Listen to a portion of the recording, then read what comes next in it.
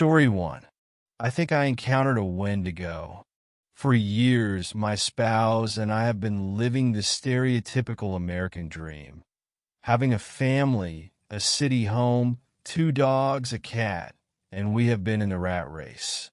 However, the city had its effects, the area deteriorated, violence increased, and we were forced to hunt for a way out. I received an offer to relocate out of state, which presented our opportunity. Although it was a fantastic job move, we didn't want to relocate to a new place only to experience the same issues once more. After that, we started exploring and discovered a wonderful mountain community approximately 1.5 hours away from the job, along with a fantastic ranch-style home, including an expansive back porch, several windows, and ample land. There is a large grassy area in the backyard, a brook that splits the land in half, and acres of woodlands beyond. It's enormous. The house has no neighbors within a mile, is completely renovated, and is more than double the size of our city home. Not only is it a huge departure from our city life, but the best part was that it only cost half as much as our last home. When we inquired about the foreclosure status of the house, the listing agent only replied that the previous owners had left the property unoccupied. It truly didn't cross our minds. The first 3 months passed without incident as we adjusted to our new lifestyle. The children made new friends and attended a new school, and most importantly, we grew accustomed to our large home and grounds. However, as the weather grew chilly, strange things began to happen on the land. The sounds came from the back of the property first. We attributed certain things to being in the woods, but then the motion lights in the house began to go off at random. Once more, we simply attributed it to being in the woods. But everything changed last night. It was the scariest night of my life last night. One of the dogs was scratching and moaning at the back door. I got my flashlight and went out the back door, assuming he needed to use the restroom. Something didn't feel quite right at first. With a growl and snarl, the dog ran towards the backyard. Even though it was a chilly night, about 30 degrees, the dog dove headfirst into the creek, ran off into the woods behind the house, and emerged on the other side. I went after him while bouncing my flashlight and yelling his name. When I reached the creek, I hurriedly crossed the improvised bridge in an attempt to pursue him. I continued to advance more into the woods and away from the shelter of the house, as I could hear the dog howling and barking up ahead. At that moment, I heard it, a cry that I have never heard in my life. It sounded like metal on metal mixed with a cry of groaning. It stopped me cold in my tracks as it reverberated through the trees. My dog cowered down behind me, leaped its way back to me. I spun around and could barely make out the chilly darkness up front and the cozy glow of the house behind me. Casting a wide circle with my spotlight, I tried to find the source of the noise. That's then I heard something much scarier.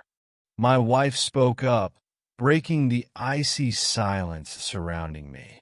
The voice yelled, "Baby!"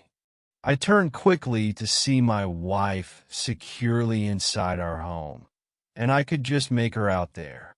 Once more, the voice shouted out, "Baby, I'm right here," a voice from farther into the forest called out. Then a second, equally distinct voice could be heard.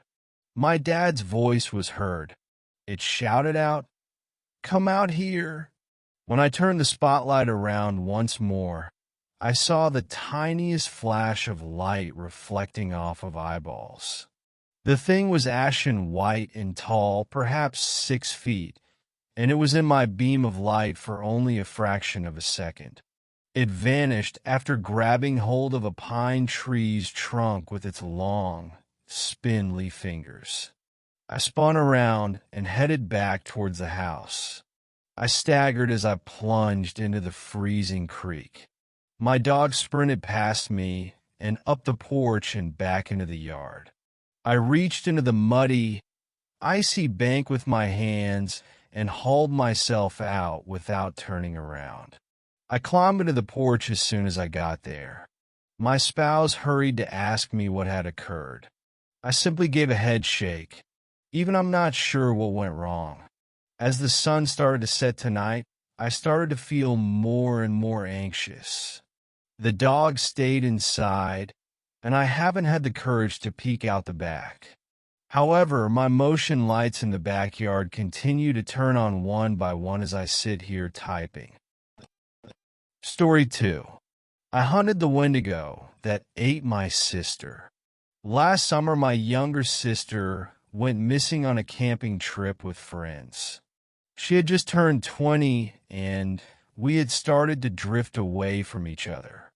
I'd gotten busy focusing on my own life. I left the country for a new job. When I came back at Christmas, I found out she had gone missing. It explained why she hadn't been answering my messages.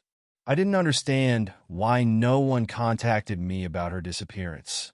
The police claimed to not have my new number and didn't have access to her phone. I was certain her friends didn't want me knowing because they had time getting their story straight. I asked for a leave from work to track down those 4 friends. They all claimed that she had gotten up in the middle of the night to go to the washroom, and no one noticed she hadn't come back until the morning. I didn't buy it. They all said a slightly different location from where they camped that night. None of them gave collaborating details about the campsite. One said they used logs for seats. Another said the entire area was clear. They were lying where they had set up camp, and it caused the search team to be looking in the wrong place. I passed along the information, but since it was still winter, the rangers couldn't search the forest. They promised when the weather got better, they would try looking in other popular camping areas in case the 4 just got confused. Her friends smartened up and refused to speak with me. Threats of lawyers started. I couldn't do anything else but go back to work and wait till spring. I got the call at work that she had been found. Well, parts of her had been found. A man who had been panning for gold found some finger bones in the river. Soon, with more people going into the forest for the season, more pieces started to be discovered. In total, half her skull, some ribs, and the finger bones were discovered. There had been some larger bones that hadn't yet been fully tested to find out if they were hers. It may sound gruesome, but I demanded photos of each piece found. I felt as if the police weren't doing their job. They closed the case saying she had just gotten lost. They claimed the damage to the skull could have happened after death. After I saw a photo of the femur, I doubted that fact. The marrow had been scrapped out. There also were scratches on the bone the police said were made by animals. It did appear to have been gnawed on, but not by sharp teeth. Our parents died when I was 17 and she was 14. When it happened, I promised to take care of her. I failed her. I assumed since she became an adult, I was no longer needed. I was wrong. If I couldn't save her, the least I could do is find out what happened. Too many things weren't adding up. I quit my job, even though my boss said I could come back anytime.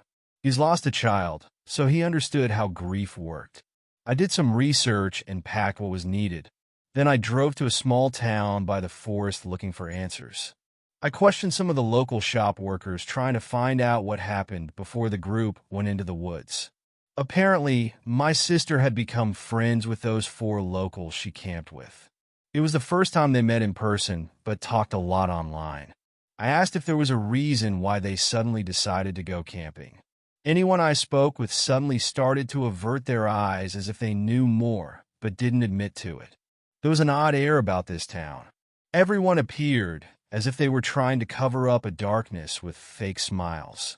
After my short investigation, I headed over to the ranger station.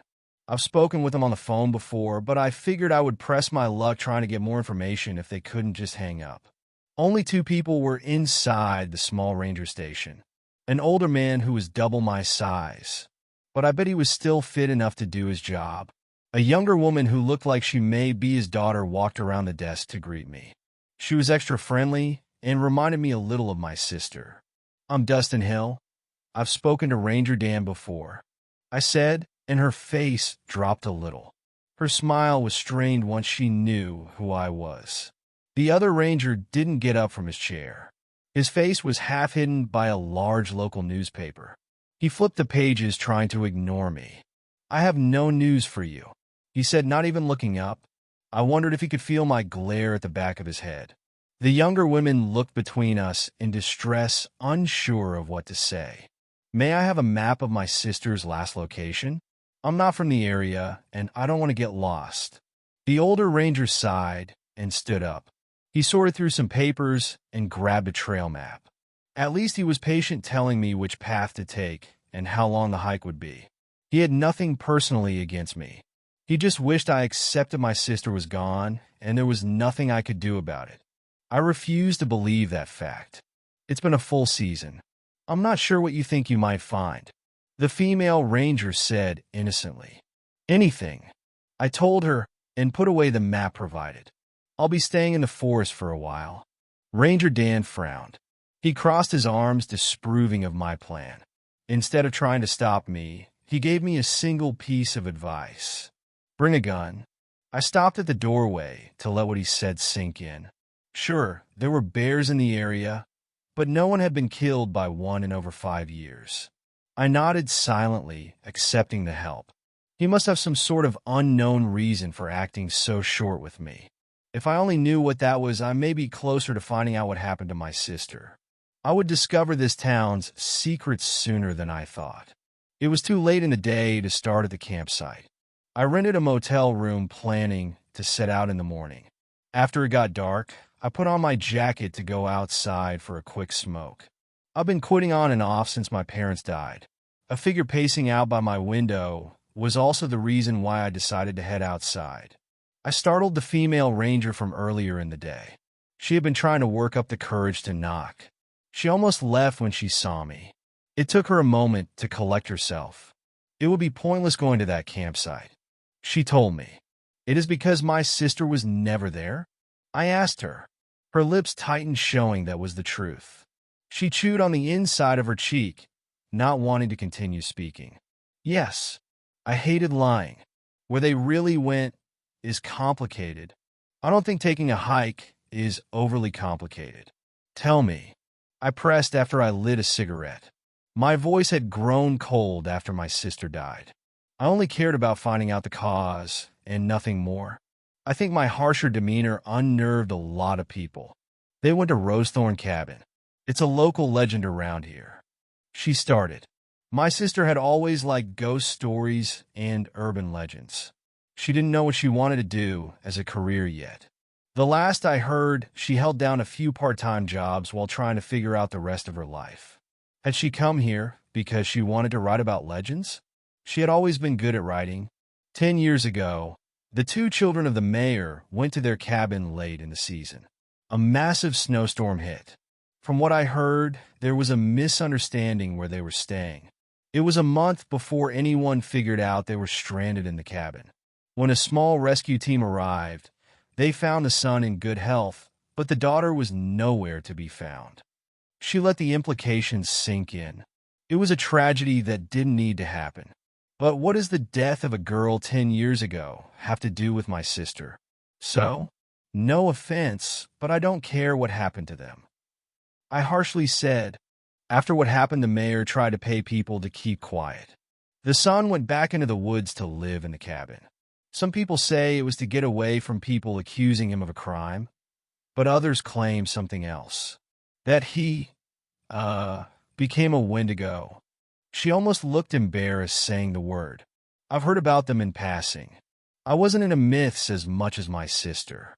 All I knew about them was that you could become one if you ate human flesh. And for some odd reason, they had antlers in a lot of images people made of them. Why do they think that beyond the suggestion, he ate his sister to stay alive? Did he start acting weird? Did he look weird? I questioned. He disappeared from the cabin after the first winter. People claimed to see a pale, thin, wild man living in the woods. A few campers have gone missing only to have their bones to be found, but with the marrow gone, as if something had eaten it. She paused to rub her arms as if she had gotten a chill. She also started looking around, expecting someone to be listening to our conversation. I didn't believe in the whole Wendigo idea, but I would consider the Rosethorn's son to have gone insane. She pulled out some papers from her back pocket and held them out for me to take. I'm sorry about your sister. Her death should not have happened. The mayor has since become a powerful politician. He's done everything in his power to ensure it's not well known that his son might be living in the woods killing and eating people. Even if you find evidence that proves your sister was murdered by our local Wendigo, you may never be able to get the truth out there. Still, I made you a map of how to get to the cabin. I hope you find what you're looking for. I thanked her for the help, truly glad someone in this town was willing to tell me the truth. She soon left, not wanting to be caught. People of this town thought there was a monster in the woods. They had been tight-lipped for my safety. I finished smoking and then went back inside the small motel room, ready to try and get some rest. I would need it for the hike the next day. I checked out in the morning. I wasn't the best at reading maps, but this one was simple enough to understand. The trails up to the cabin weren't marked. They almost had been grown over due to lack of use. I needed to take a few breaks because my pack was too heavy. My job had always been in an office. I wasn't used to hiking. My body hated every moment, but I forced myself to carry on. I found the cabin a few hours before sunset. My stomach hurt from stress and hunger. I did listen to the ranger's advice. A small handgun that had once belonged to my father was holstered on my hip. We'd only gone shooting together once. After my sister disappeared, I went to the range to practice. Each time I imagined the target to be a bear or a shadow figure attacking her. It helped me improve quickly, but it didn't bring her back. No matter what I did, she would always be gone. The cabin was barely standing. The wood had rotted the elements without being maintained for so long. For some reason, the forest was quiet. The closer I got to the cabin, the less I heard the birds in the trees. Dark clouds covered the sun, giving the entire area an unsettling look. Soon droplets of rain started to come down. I didn't plan on staying inside the cabin. I went inside to avoid the rain, wondering if the weather would get so bad that it would force me to sleep inside for the night. The floorboards creaked with every step. Soon the rain and wind outside got so heavy it felt like the small cabin started to shake. It was a tiny space. There was only a living area with a small bathroom. No furniture remained. Only a rusted, useless stove. At least a fireplace still worked. It took a few minutes to get the fire going. Then I took out my flashlight, trying to see better in the gray light. The wooden floors were less rotten inside. There were some odd spots where someone had scrubbed them as clean as the old wood could be. I got down low to run my fingertips over old scratches on the floor. Tracing my fingers over them, I realized they looked to be made by something with fur claws. For an hour, I crawled over the floor, desperately looking for anything. A scrap of fabric or some blood stains. I needed proof that my sister had been here. Just before I gave up, my light caught something between the cracks of the floorboards. I used my Swiss Army knife and carefully lifted the small object out from between the two boards. When it was in my hand, my heart nearly stopped from pain. I held a small silver letter charm. When my sister graduated, I bought her a bracelet that you could add charms to. The first one was an L for Lexi. She hated going by Alex, but as a big brother, I used her full name to annoy her. I gave her the bracelet to apologize for not respecting her name and promised to be better. I expected to get emotional finding something of hers. I'd been almost numb since I heard about her disappearance. Even thinking her name almost felt to be too much. But now, I only felt a deep heat inside my chest. The charm was put away somewhere safe. I didn't care if whatever was in the woods was a Wendigo or a guy who just lost it. I was going to kill him. The storm outside picked up. At some points, the thunder and wind made the entire building tremble. I didn't want to be inside if the roof came down, but I wouldn't be able to see if I went outside. My stomach was too stressed for dinner. For hours I sat facing the door with a blanket to try and keep away the early spring chill. I planned to stay out here for as long as my food held out for. I didn't need to wait that long. When the storm started to die down, an odd smell came into the air. I buried my nose in the blanket trying to avoid it. It grew so strong my eyes started to water before I started to get adjusted to it. When I was younger, a trash bag broke when I tried to take it out of the can. Inside were some freezer-burned steaks we had thrown out along with other food waste. This smell was similar but much more pungent than days-old rotten food sitting in the summer heat. Since the rain died down, I could hear the footsteps from outside getting closer to the door as the smell grew. My fingers tensed ready to draw my weapon. So, very slowly the door started to open, creaking as it did so. A tall, thin figure took a single step inside the cabin. My eyes had long since adjusted to the dark. Because of this, my body froze in fear seeing what had just entered the cabin. He wore scraps of dirty, stained clothing. The lips were torn away, revealing pale gums. This person had no muscle mass and looked to be a walking skeleton with a thin layer of skin clinging to their bones. Long, dirty fingernails gave the bony hands a dangerous appearance. For a moment, the eyes appeared to glow white, causing my heart to skip a few beats. When it met my eyes, it smiled and inhaled a rancid breath. I snapped out of my trace. Within a second, I threw off the blanket and started firing. Even in the dark, I should have hit him at such a close distance. I lost count of how many times I pulled the trigger. Dark blood that appeared black poured from 3 bullet wounds on its chest, and yet those long legs covered the distance between us, showing not an ounce of pain. It fell on me. I kicked, threw punches, and did everything I could to get that vile creature away. To my horror, it started laughing. My arms were pinned down by strength it should not possess. I've never felt so scared and helpless before. "You smell like her," a low voice rasped. I felt as disgusted as I was angry. I hated this thing with every single fiber. Amused, he brought his face closer. The stench was almost overwhelming. Thick blood dripped onto my clothing, soaking through. Strangely, it felt ice cold. This terrifying creature couldn't be natural. "Are you jealous?" He spoke through rotten teeth. "You loved her, and yet I was the one to eat her. To have her be a part of me forever. Don't you wish it was you?" I shut my eyes, trying to force back the sheer rage. A chill ran down my back as my mind thought of something I tried to hide from. That I had nothing left of my sister. Everything she left behind didn't feel like hers. Not even the charm I found. She was gone from this world, and I couldn't seem to find anything to hold on to. A sound came from myself I first assumed was a wild animal outside. I forced everything into my arms to throw off this creature. It tried to recover and claw at my face. In my fury, I lashed out and bit down so hard on one of its fingers that my teeth ripped it off. I spat out the foul thing, the blood almost like acid in my mouth. He reeled back in pain long enough for me to grab the blanket. In one swift moment, I tossed it over the creature's face, blinding it long enough to grab the pistol I had dropped in the earlier struggle.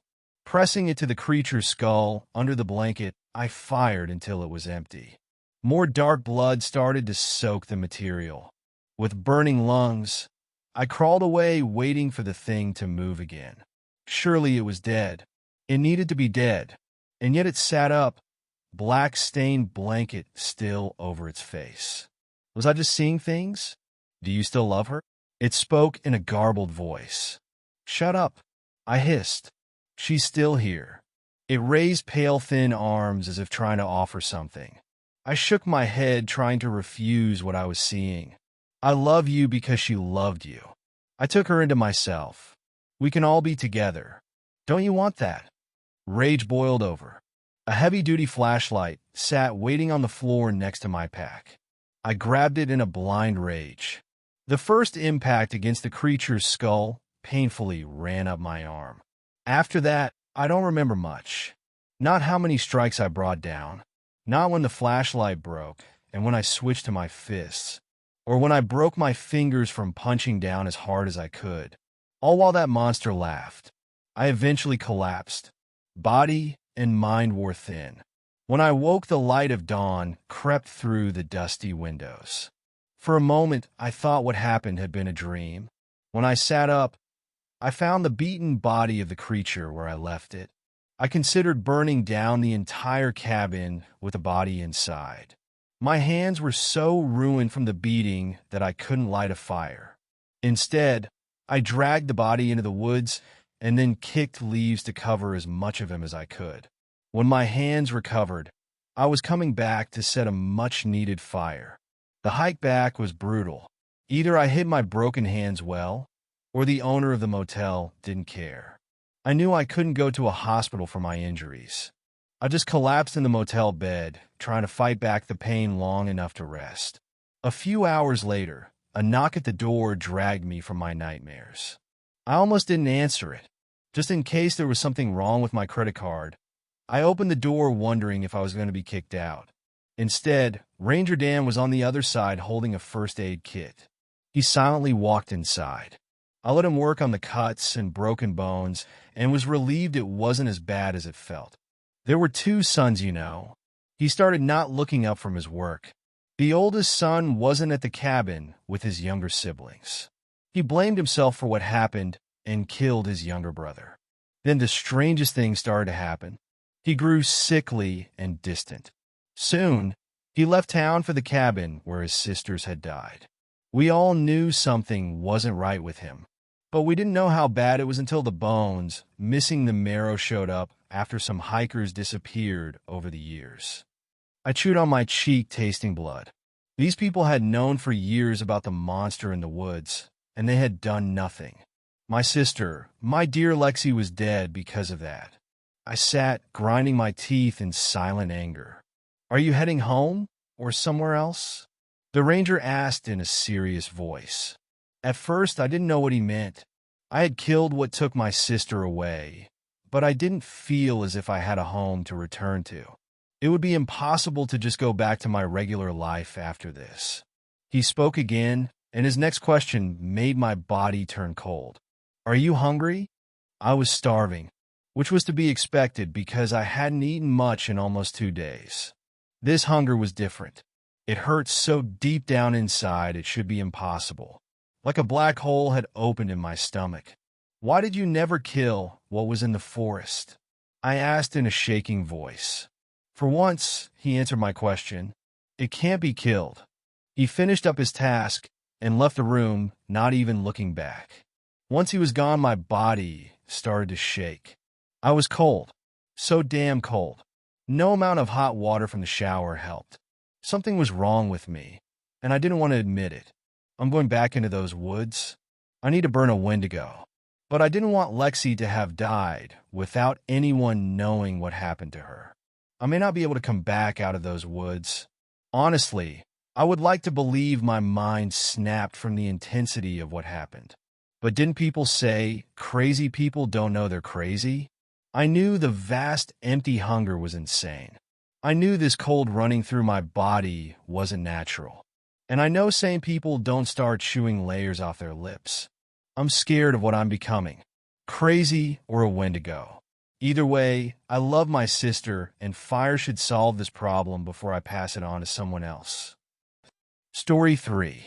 I helped a Wendigo, and I regret it all. I was living in a little town with lots of woodland around when this happened. It was a modest gathering, and everyone got along well. My parents didn't really take stranger danger seriously because they lived in a community where everyone knew everyone. The most advice I received was to don't hop in a stranger's van and don't take candy from people you don't know well. I was taught this when I was young, but I wasn't informed why. I had no idea how absolutely horrible people could be. I didn't see any justification in my naive mind for someone to wish to harm other people. I thought the same of most other animals. Neither animals nor insects frightened me. Therefore, it was not surprising that this would occur. Realizing my foolishness, I was taking my customary stroll through the neighborhood and into the nearby woods in the early spring. I was pulled deeper and deeper into the gloom of that nasty forest as I saw the flowers and heard the birds' songs. Pretty soon, I had no idea where I was. The woods were unfamiliar to us. I had ventured further into the forest than I had previously, and I heard something right before I retraced my steps to my house. Assist. The voice sounded quiet, raspy, and dry. It sounded forced, as if the person speaking was uncomfortable doing so. My naive mind was positive it was a human calling for me, so I spun around to attempt to find out who or what it was.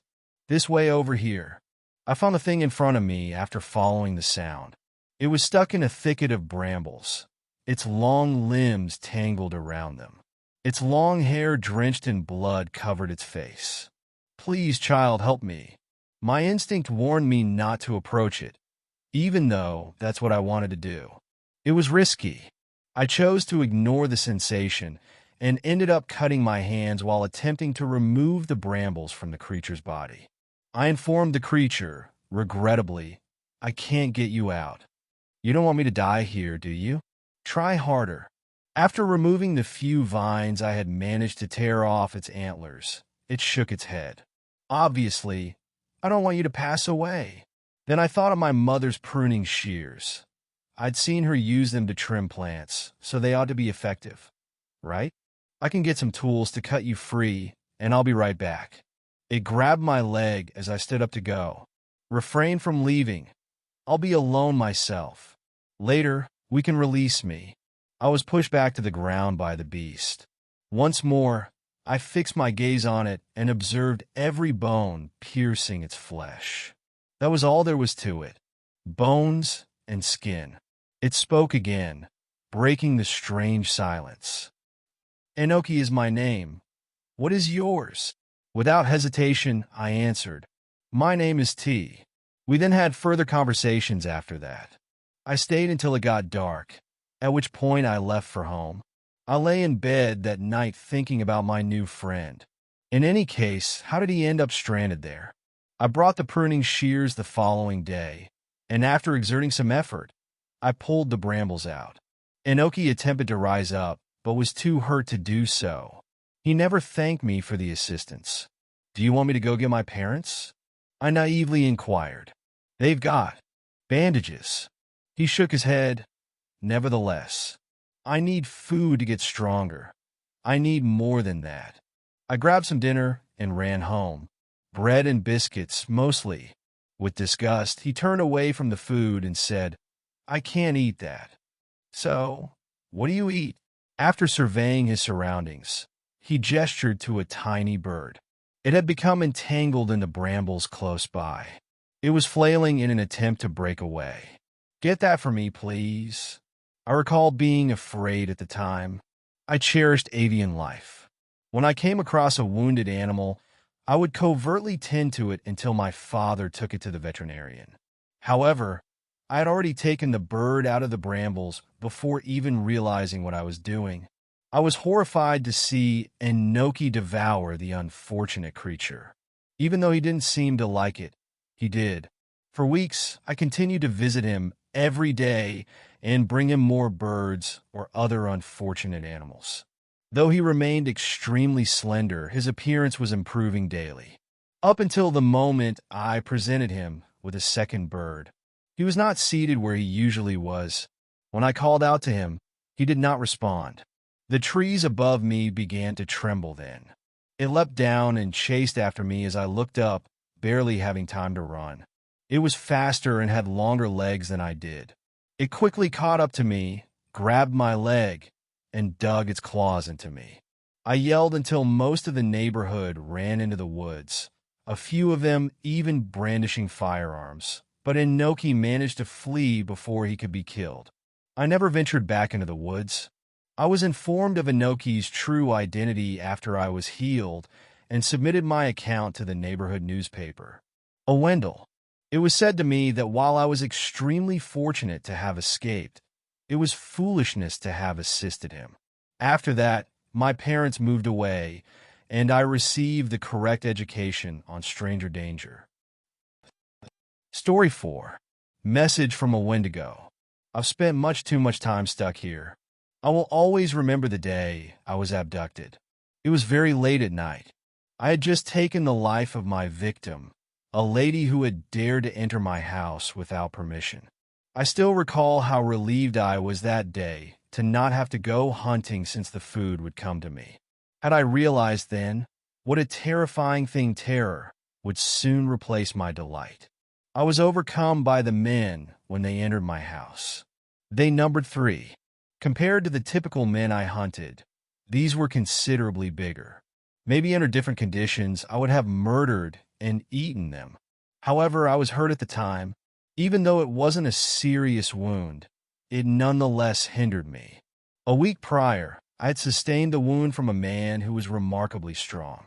He had used a rock to strike my foot, causing damage to my ankle, as I was saddling his chest and severing his throat. I still find myself admiring the man's pure resolve when I look back, but I was far more appreciative of his flesh. The men would have been hard to defeat even without the injuries. They were big, as I mentioned, but bigger than that. They had odd metal rods in their hands. They were at least fighters. I was hit by darts fired by the poles, which knocked me out. I'm still not sure how the metal wagon moved, but the men shoved me inside. It was in this carriage that I passed out. I'm not sure when I woke up in a metal cage. I remained somewhat dazed. Men everywhere, all the same size as the 3 that had attacked me. At first, I was overjoyed. There was food all around me, and none of the men who had stolen me were there. These were easy pickings because they lacked any metal poles. However, when I tried to get out, I was unable to do any harm to the cage. I screamed, growled, and struck the cage. Some of the men withdrew smaller metal devices from pouches at their hips as they winced in fright. I pulled myself up to my maximum height, still standing tall above the men, even though they were bigger than I was used to. I turned to discover that another dart had struck me after feeling something hit my back. Another dart was thrown at me by one of the men who had taken me, who had been standing behind me on the opposite side of the cage the entire time. I went unconscious again. I was in a room when I woke up once more. It was double broad and 10 paces wider than the cage I'd been in before. However, the feature of being able to look through it was absent from this one. Hard stone made up the walls, while a harder metal made up the door. I spent hours trying to escape free, but I was unable. I lay on the ground, thinking only of how hungry I was. I was starving to death. I had no means of knowing if it was dawn, noon, or night. I was only aware of my hunger. It would still have been one day too many without food, even if it had only been one day. Unfortunately, it was entirely my fault that I got captured. I'd become too comfortable. I was positioned where there was plenty of prey, and I lingered too long. Throughout my hundreds of years of life, I have gone hunting in numerous locations. I have taken advantage of men of all races and religions. I've never stayed in one spot too long and have always covered my traces. However, I was tricked into thinking I was safe. I believed that no man would ever find me in my home, a deep cavern. The moment the woman walked into my house, I should have left. Warriors could, of course, find a way in if she could. I curse my ignorance, but I have to look ahead. One cannot go back in time. This was all quite some time ago. All I can do is guess how much time has gone by. It must be a fortnight, I suppose. I'm stuck in this prison for a fortnight. Too many fortnights. I'm frequently taken out of the room by the men. It's how they always do it. A tiny portion of the door is opened, revealing meat. I eat it all because I'm constantly hungry. After a few moments, they poison the food, leaving me unconscious. In the moments before I pass out, I see the door open and men walk in. I always wake up in the same room as my faint, but in a different posture. I am aware that the men are taking me and bringing me back. I have no idea what they are doing to me or where they're bringing me. There is really no way to avoid this other than not eating the meat. I'm too hungry to let it happen. The men will occasionally try to talk to me. Oh, sure, I can communicate in their simple language, but I remain silent to them. I'm not interested in doing that. The men usually leave me alone. Occasionally, 5 men will enter the room and throw darts at me if I yell, bellow, and hit the walls excessively. I've tried attacking them, but they're really strong. Since coming here, I've become weaker. My damaged foot was wrapped in something by the men. I have no idea what it is or what evil intent it pursues. I'm afraid of everything. I'm afraid of men. Since the Great Spirit created me, I have preyed upon man. Man, who has always feared me, indeed feared all Wendigos, has now instilled terror in me. Their metal poles terrify me. They are so large, I have no idea why. I am afraid of them. Perhaps a separate tribe. I feel bad about how I feel about myself. I feel like I'm a pet to them. I frequently ponder where they obtain their meat. Without a doubt, it's man meat. I'm only allowed to eat male meat, even if they try to feed me other things. To obtain it, these individuals had to slaughter and butcher their own kind. Or maybe they eat other men too. I recoil from its depravity. I feel terrible at the idea of murdering, or worse, eating other Wendigos who are my own kind. What the people will do to me is unknown to me. There's a tale I've heard about a men killing Wendigo. After chopping off his legs, they divided him into little fragments. I'm guessing they'll take a similar action as mine. I woke up this morning to find paper in my room. Thus, I'm writing this letter. It's written in my native speech, which only Wendigos understand, and to humans it's just meaningless nonsense. It's my only option, but I have no idea where this message will end up. Please let me know if anyone of my sort discovers this. Save me. I shall always be grateful to you. Underscore underscore underscore underscore underscore underscore underscore underscore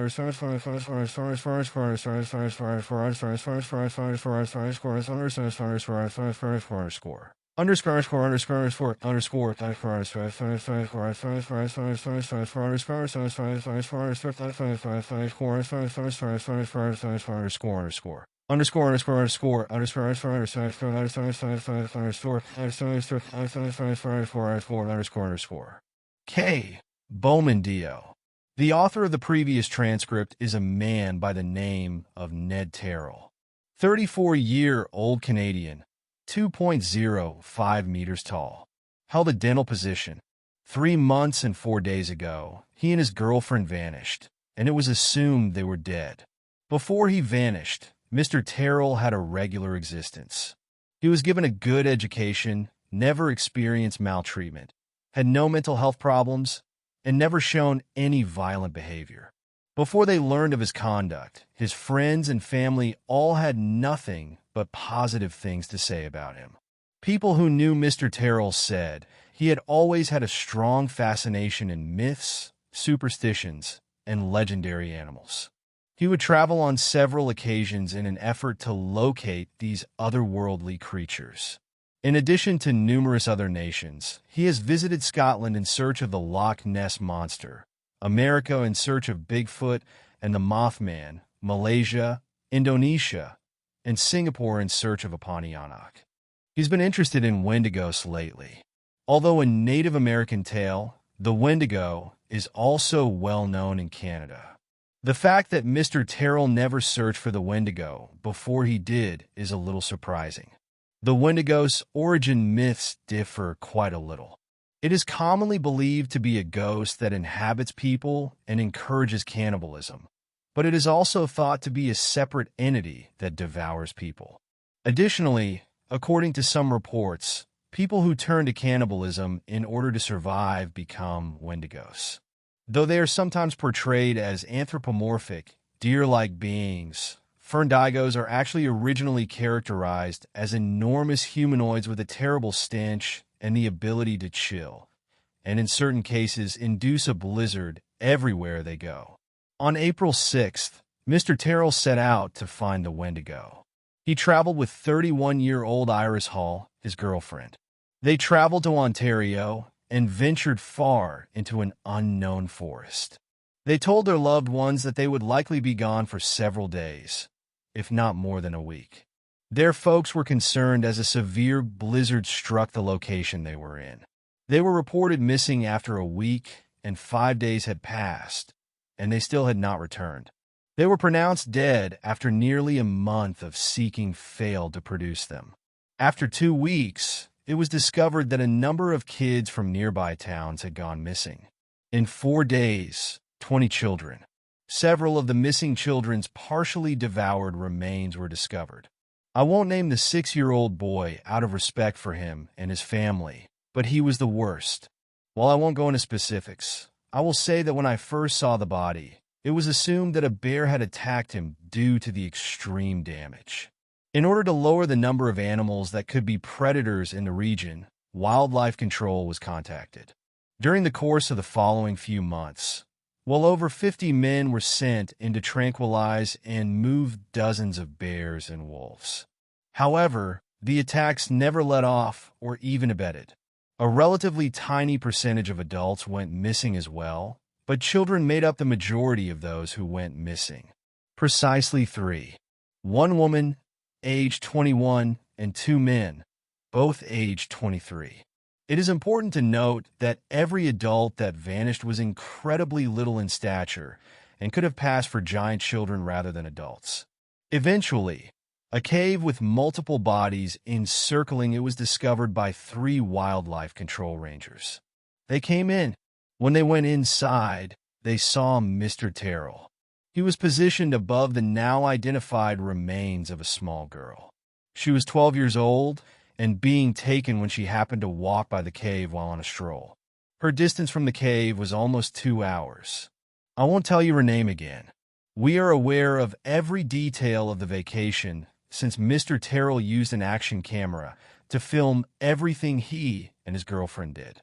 Multiple videos were obtained from the camera, which was discovered in the same cave as Mr. Terrell.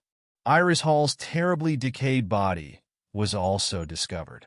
These are the videos that are available. Videos 1 through 13. They're all just footage of Terrell and Hall having fun in the outdoors. They strike me as amiable, kind, and just wanted to have fun. They genuinely adore each other and kiss and laugh a lot. Videos 8, 9, and 12 discuss marriage and having kids. Video 14. Terrell and Hall are prepared to return to civilization after a week or so of exploration. Regretfully, the day saw one of the worst blizzards in recorded history. It would continue for a few weeks. The temperature is expected to plunge to minus 33 degrees Celsius, according to weather reports. They found refuge in a cavern. They remain absolutely poised and incredibly positive. They had adequate groceries for a few more days, along with camping gear.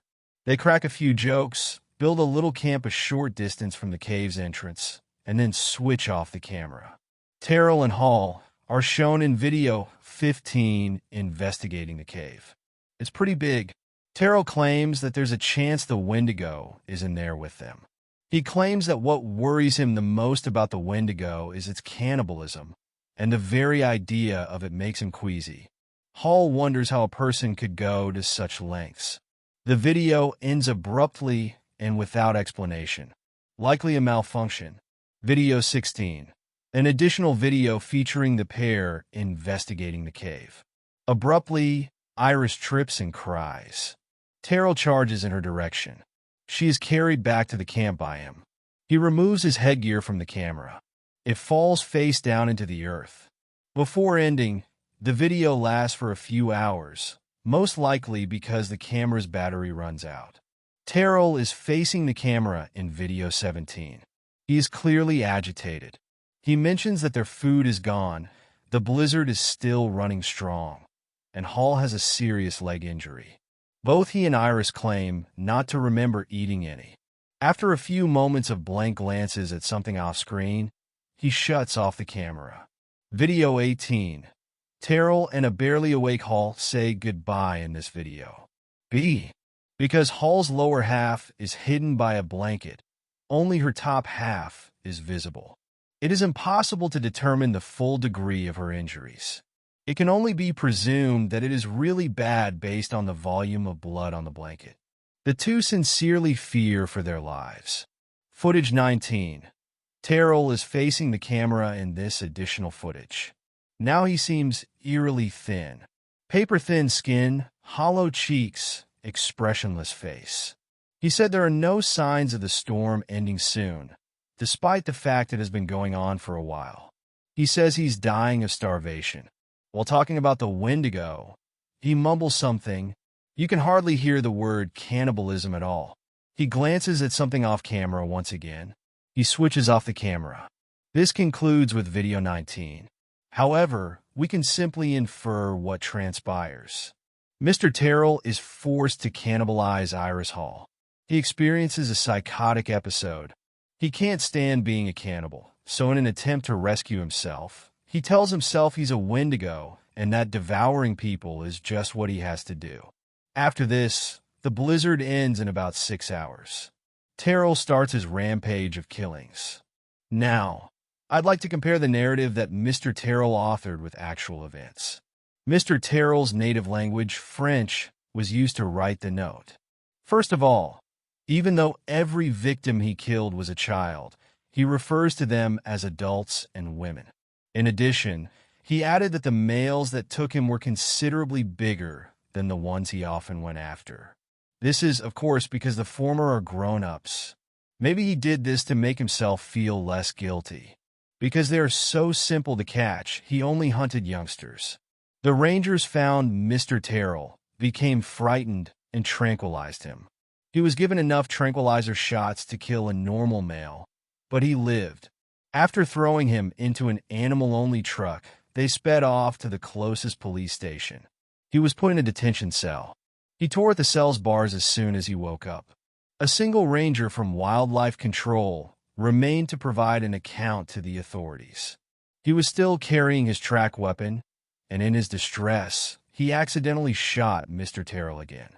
Since it was a reasonable response, he was not held accountable for anything. Following his stay in the holding cell, Mr. Terrell was moved straight to our mental health facility, where he is now under lock and key in a room down the hall. We managed to bring him in here, though it was a little rough process. It was necessary for us to. He is, without a question, the most fascinating and dangerous patient I have ever seen. He only eats pork since he will not swallow anything else. The fact that Mr. Terrell referred to the truck, metal poles, and trank weapons as metal carriages intrigues me. He has no doubts about his knowledge of trucks and firearms. He appears to pretend not to know a lot of stuff. For example, being unaware of the passage of time. His room is equipped with a clock. This demonstrates the extent of his delusion. He's made himself believe that he has no knowledge of human technology. For what reason would he? He's a Weindigo. He added that he had been struck by a rock and sustained a foot injury. He did have a tiny fracture, but nothing serious. We fitted him with a cast. It doesn't seem to be to his taste. Yes, we take Mr. Terrell out of his room a lot, but only to clean him. Despite the fact that his room has a bathroom, he won't do it himself.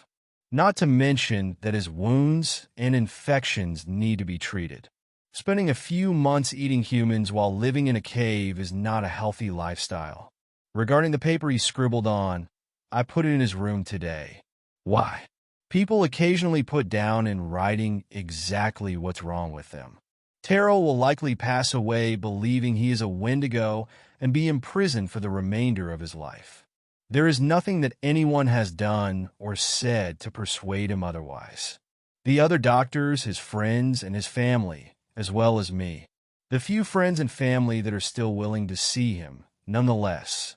Terrell doesn't answer any of our questions. He's acting as though he doesn't get us. The tale of Ned Terrell has now come to an end. Maybe not quite, though. He's already become something of an urban legend, and eventually someone will undoubtedly turn him into a horror film that is billed as based on true events in one of those documentaries. About serial killers. It will most likely go by the name The Canadian Cannibal or something as obscene.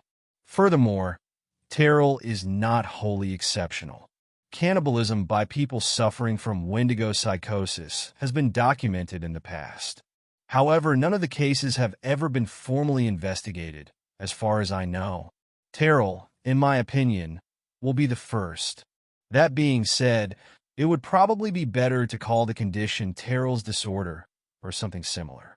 All I can say is that the man is just mad. Very definitely not under the influence of any form of demonic spirit. Come on, wedgies? That doesn't exist. Please pardon me as I close my windows. The temperature suddenly plummeted. Right now it's pretty chilly. I believe a blizzard is approaching.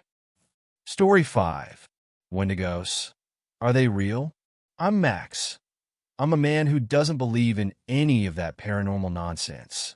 My quest for peace and a respite from the bustle of the metropolis led me across Canada. However, destiny had other ideas.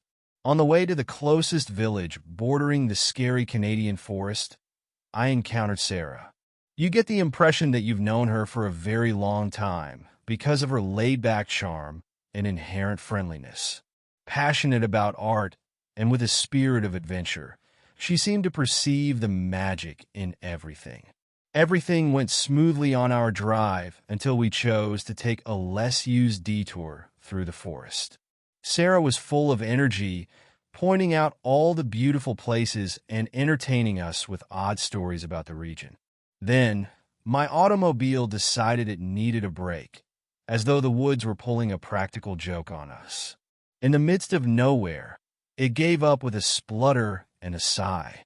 With her characteristic poise, Sarah handled the situation while making jokes about four spirits pulling practical tricks on cars.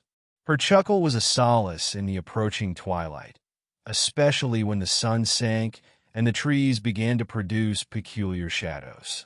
I tried to sound calm, but my mind was racing with memories of those spine-tingling tales about these forests. I guess we're camping here tonight, I muttered. Seems like a spontaneous overnight stay in the forest, Sarah joked, her eyes glimmering with excitement. A mixture of intrigue and fear set in as nightfall approached. I had no idea that the night in the woods would be the start of an amazing and unexpected adventure. The woodland appeared to come alive as the night went on in ways that I couldn't understand. Sarah and I sat close together, sheltered by the car's faint light, our thoughts trying to make sense of the silence that around us. With a voice almost audible above a whisper, Sarah said, "I've heard tales about these woods. Whispers of ancient spirits, Wendigos lurking in the shadows, hungry for lost souls." My rising discomfort fought against my disbelief. With a note of incredulity in my voice, I asked, "You don't really believe in that stuff, do you?" Sarah looked off into the distance, as though she was looking into a world we could not comprehend.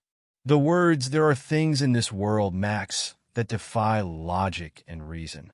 Stories passed down through generations often carry fragments of truth, were spoken softly, her voice resonating with the silence of the night. The only sound in the otherwise eerie silence of the forest was the rustle of leaves from time to time. I strove to understand the mysterious language of the woods. Then, a terrifying cry that appeared to come from the center of the forest reverberated throughout the night. Sarah's eyes widened with a mixture of terror and bewilderment as her grip on my palm tightened. I muttered, "Tell me that's just an animal," with a hint of fear in my voice.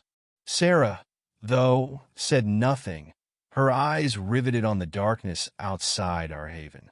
The woodland seemed to be accepting the presence of something supernatural by holding its breath. Sleep avoided us as the night went on, the air heavy with expectation and an underlying knowledge that we were not alone in these woods.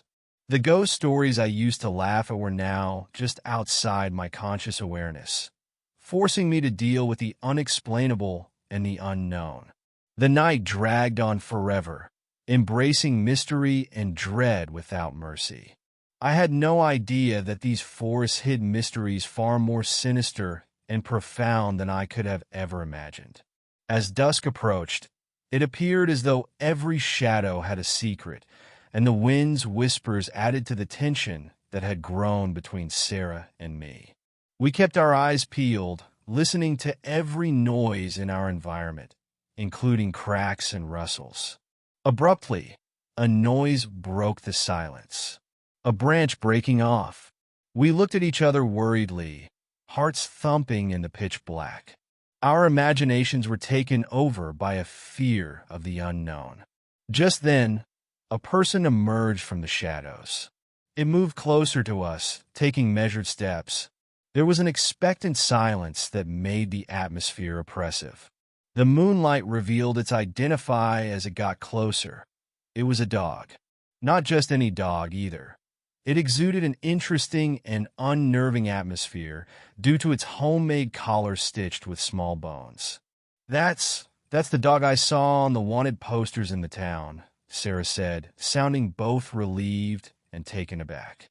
The dog approached us, thanks and a strange kind of friendship in its eyes, as though it knew us. Its stare gave off a serene vibe, even with the weird collar, as though it was telling us we were secure. The dog settled at our feet, seeking safety and sanctuary, and the tension slowly eased.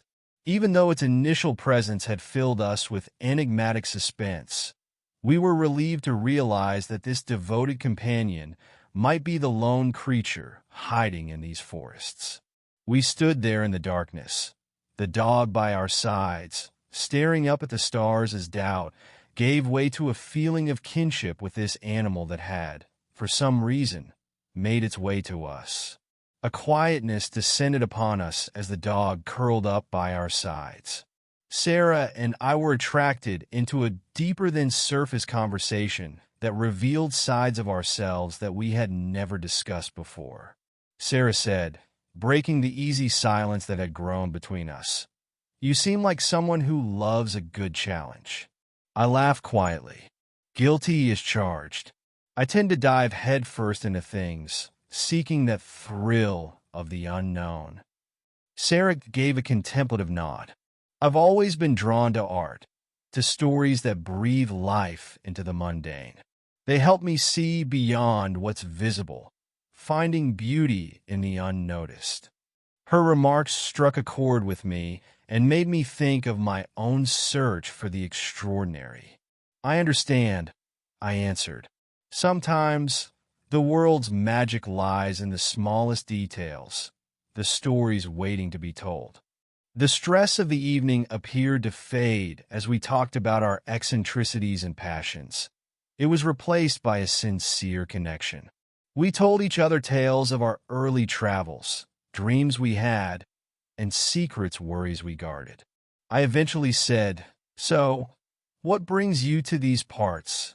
as my curiosity pushed me to find out more about her. Sarah gave a slight smile.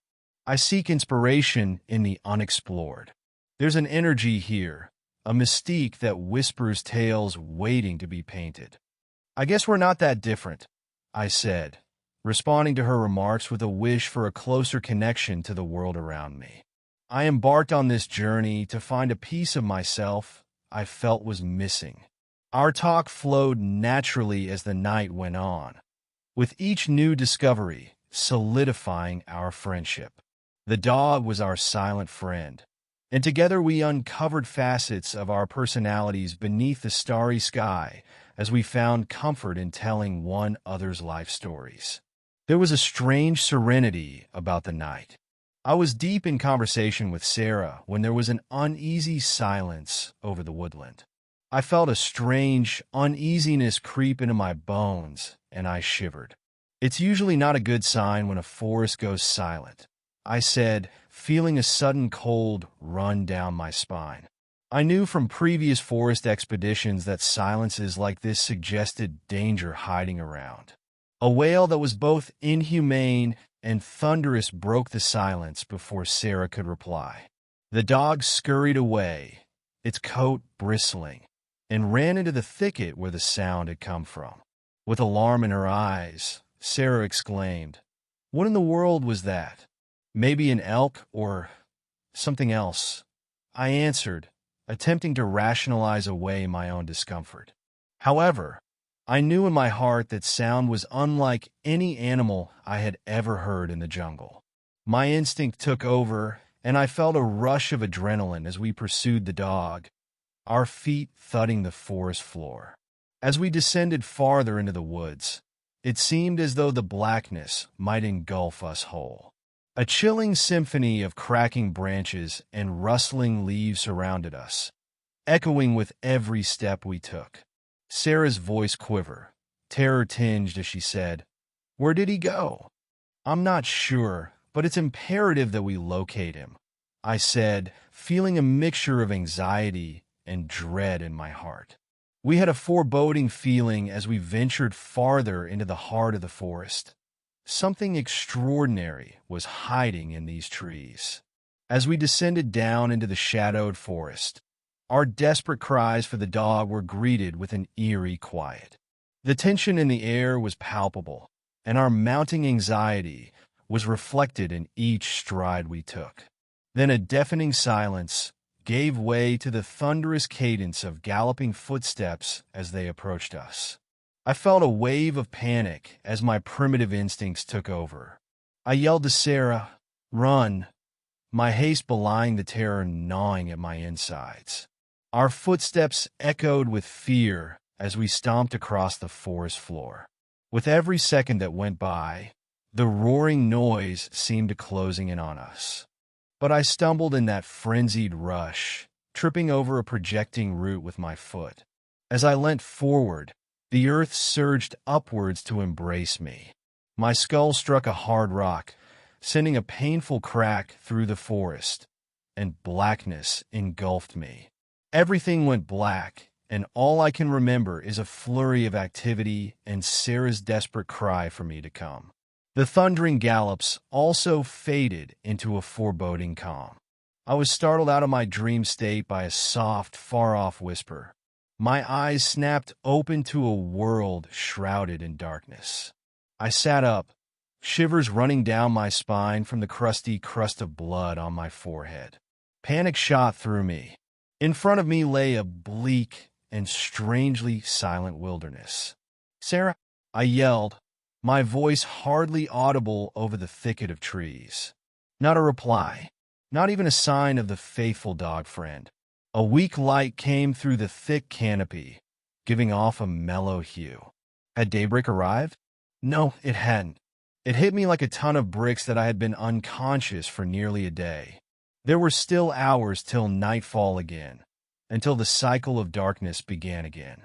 I stumbled to my feet and felt a dizzying rush of vertigo. I leaned against a nearby tree to steady myself, my heart beating and my headache throbbing. It felt like the whole world was spinning. I looked desperately about for any evidence of Sarah, for any hint as to what had happened while I was away. However, the forest clung to their secrets, speaking only in a foreboding silence. I had to find her and some sort of answers before the darkness fell again, so I gritted my teeth against the fear that threatened to overtake me. The forest was in a condition of transition, standing between the last vestiges of night and the approaching darkness. And it was in this unsettling pause that I realized, standing there by myself, how little I still knew about the mysteries of these forests.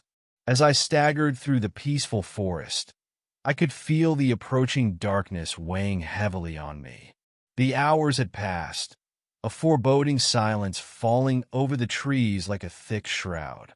I staggered forth, fighting against both physical and mental tiredness with every stride.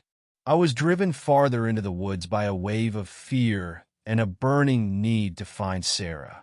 And then, In the oppressive silence, I heard a faraway echo. A faint, almost unnoticeable whimper. A beat skipped in my heart. Was the dog involved? Is Sarah the person in question? Motivated by optimism, I pursued the noise, with branches snaking at me while I made my way through the thick undergrowth. The short-lived light grew dimmer yet, and a chilling feeling crept into the air. A figure lay on the forest floor, lit by a sliver of moonlight as I moved further. I felt a wave of relief as I saw Sarah's shadow curled up beneath the trees. "Sarah!" I exclaimed, my voice quivering with a mixture of relief and concern. Her eyelids fluttered open as she stirred, but something didn't feel right. "Max? What happened?" she asked in a frail, confused voice. Beside her, I knelt, my heart racing with a flurry of feelings. "I don't know. We got separated, I fell, and then I woke up alone." We felt a brief sensation of security as we were with one other in the middle of this mysterious woodland. But as the last of the light vanished from the sky, the approaching darkness warned us of unknown perils and the secrets the night held that we had not yet discovered. We were constantly reminded of the mysteries that lie in wait in these forests by the coolness of the night. Sarah and I cuddled together, looking for comfort and security in the growing darkness. But as the evening drew in, I couldn't shake a nagging feeling that something wasn't quite right. A searing agony snapped through my temples, overwhelming my senses in an instant. I flinched, clutching my head, attempting to prevent the incapacitating pain. It was an unrelenting assault on my senses, like if my skull were breaking apart. I lost consciousness due to excruciating agony and fell to the woodland floor. I could hardly see the borders of it, and darkness threatened to engulf me. I struggled against the approaching oblivion with a last-ditch effort. When I did wake up, it was to a world cast in the eerie midnight light. My mind was filled with confusion as I attempted to reconstruct what had happened. But as consciousness returned, it became painfully clear to me that I wasn't with Sarah. Rather, the devoted dog was lying next to me, its soft eyes looking at me with a mixture of familiarity and worry. I was overcome with panic as I tried to process the bizarre reality. A cruel game had been perpetrated by my mind, creating a false narrative in the midst of the head injury mayhem. In my stupor, I had mistaken the dog for Sarah.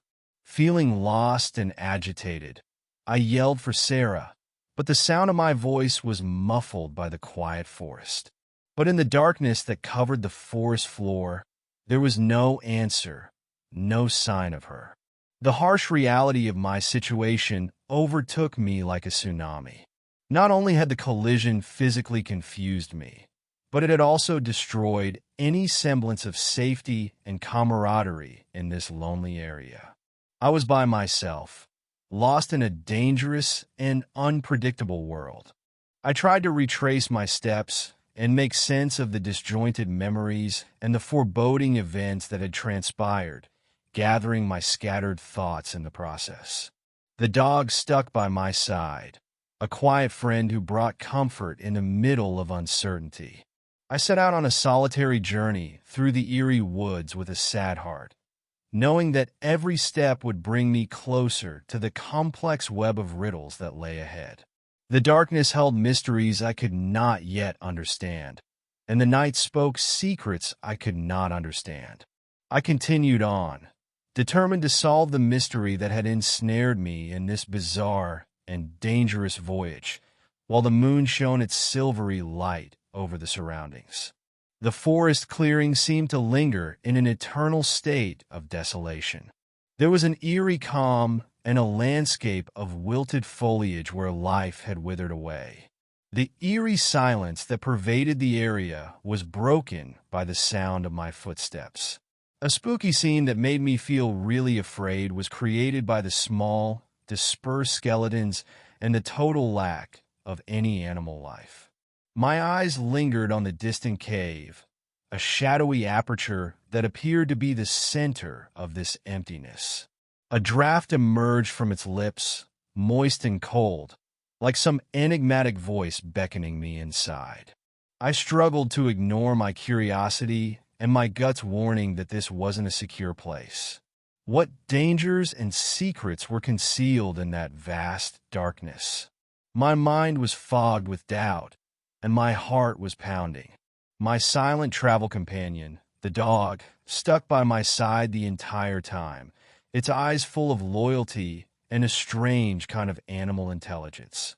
In the middle of the gloom, its presence appeared to offer a glimmer of courage. There was an air of mystery about the cave, a mysterious call that both challenged and piqued my interest. Was it a good idea to step into the unknown? The feeling of peril that clung to my instincts was too strong to ignore. Time paused, my instincts telling me to proceed cautiously as my intellect considered the options. The clearing was gradually approaching night, with its shadows serving as a gentle reminder that time was running out. Subsequently, a choice cemented itself in me, driven by the yearning for clarification and the determination to face the unknown. I moved cautiously toward the cave's entrance, every nerve in my body on high alert for any sign of danger. With its eyes locked on the mouth of the cave, the dog growled softly, as though attempting to alert me to something I couldn't see.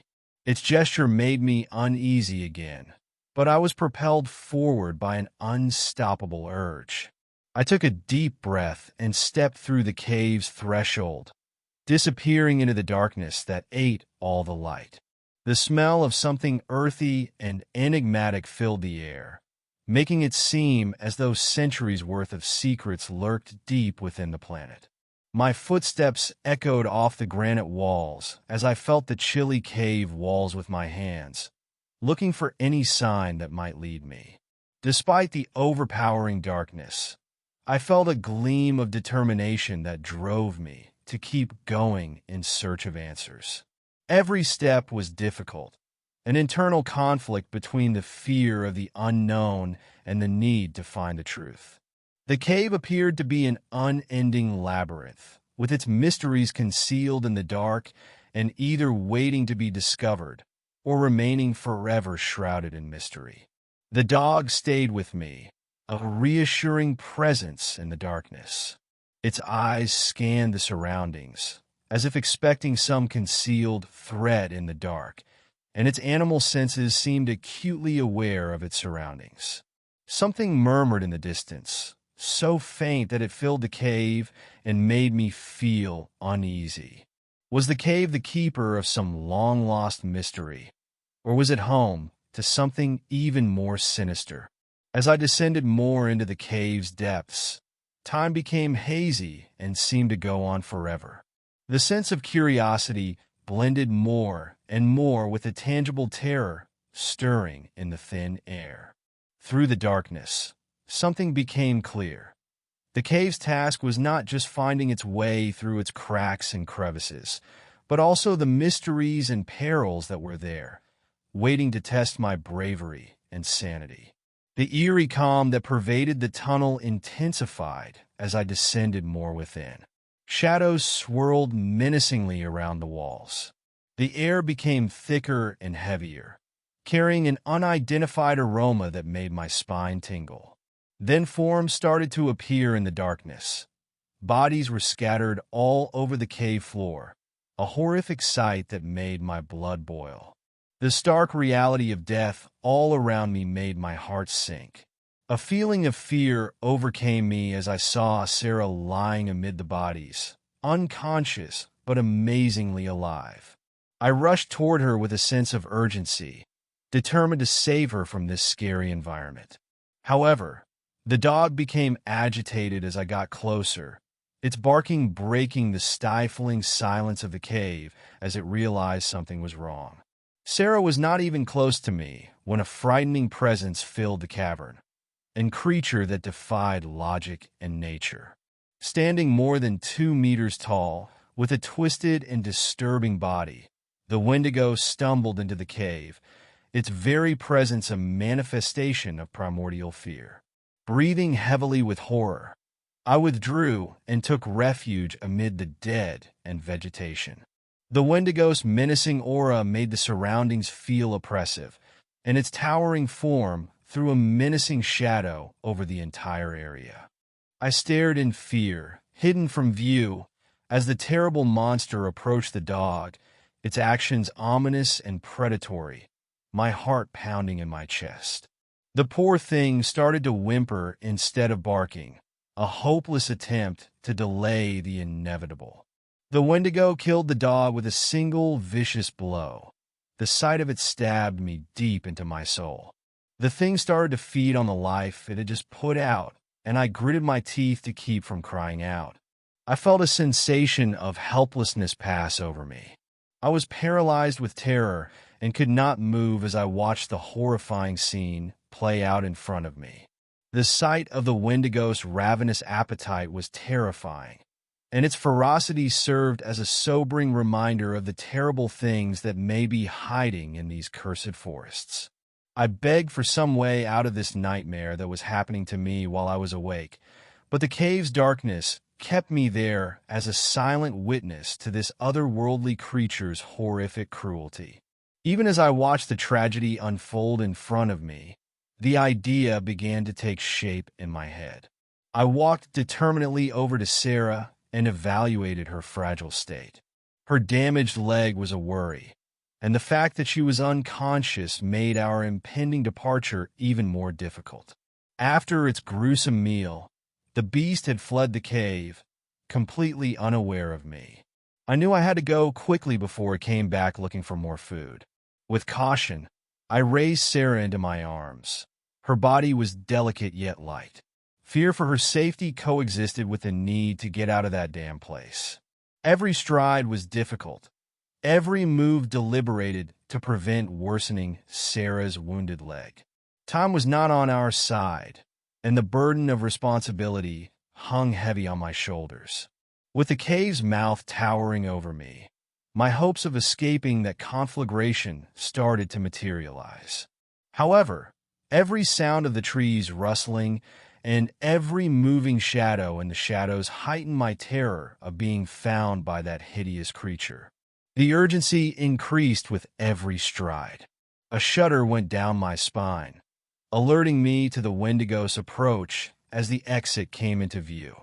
Behind me, I heard branches crunching and a sinister hiss. There was hardly a moment to linger. I moved more quickly than a person could have, swerving around the threat and into the relative safety of the woodland. The worry of getting out of that living nightmare mingled with the weight of Sarah in my arms and my labored breathing. My heartbeat and every breath served as a constant reminder of the struggle to survive. I sprinted as quickly as I could to find Sarah and myself safety and shelter. Every sound and every shadow in the forest seemed to be working together to fuel the horror that was gripping me. At last, I located a safe hiding place that was both outside of the cave and out of the Wendigo's grasp. I put Sarah in a secure spot and watched over her, worried, trying to fight off the panic that was about to overwhelm me. My thoughts were racing, analyzing my options, and trying to figure out how to get out of that pain or get help. For now, though, our top priorities were to make sure we were safe from that beast, to locate help, and to discover a way out. Regretfully, my story does not end here. Although Max and Sarah were real, well, I'm simply a search and rescue man, but I know that these folks exist. Our top objective as a search and rescue team was to find Max and Sarah, two missing people. We were suspicious when they vanished, and our search for them took us far into a private and isolated location. We felt shivers down our spines as we came across a worn-out notebook among the thick foliage. Its pages told a riveting story of first-hand experiences with terrifying encounters with an unidentified entity. Every entry seemed authentic with vivid details and unfiltered feelings. The narrative changed into a warning as I turned the pages. It seemed to communicate the inherent risk of the events detailed, advising anyone brave enough to enter that location to proceed with the utmost caution. The thing was described in such vivid and menacing detail that it seemed almost tangible. The team was moved by the notebook's veracity as a narrative. We could not write it off as fiction. The explanations were too thorough and sincere to be disregarded. It felt like a sincere warning about something that was beyond explanation. The fact that Max and Sarah were nowhere to be found left us with more questions than answers. The notebook continued to be a mysterious component in the puzzle, pointing to a reality that defied easy interpretation. It served as a sobering reminder of the unexpected risks that can lurk in uncharted territory for an experienced search and rescue team member. We handled the notebook carefully, considering its contents as a somber alert, a reminder of the possible dangers of not knowing. Indeed, we discovered that cave, but it was empty at the time. All that's left are the bizarre wood-stick figures with hair and the dog, along with the mystery of how their DNA matched theirs. Quit searching for that location.